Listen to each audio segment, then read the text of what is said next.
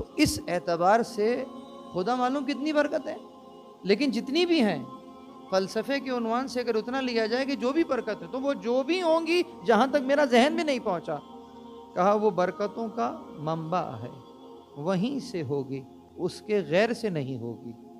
तो इस माना में भी तबारक सामने आ जाता है। पहले माना में बुलंद, दूसरे माना में मेन सोर्स वो करार पाएगा कि वहीं से सब कुछ हो रहा होगा, उसके गैर से कुछ नहीं हो रहा होगा। हद तो ये है कि उसका इनकार करने के लिए भी जो हौल और कुव्वत चाहिए होगी, वो भी उसी से चाहिए होगी, इससे ज्यादा।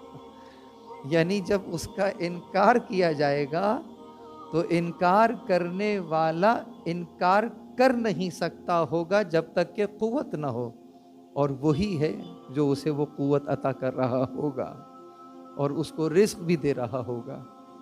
उसको रिस्क दे रहा होगा कि जो असलन उसके वजूद का ही इनकार करता है। ये उसकी सिफत रहमानी है कि काफिर को भी पालता है, मुशरिक को भी पालता है। इस एतबार से हर बरकत का मंबा, असल, सरचश्मा वही ज़ात गिरामी होगी। तो तबारक का जुमला यहाँ पर भी मुंतबक होगा, इसके माना और मफाहिम में ये भी आ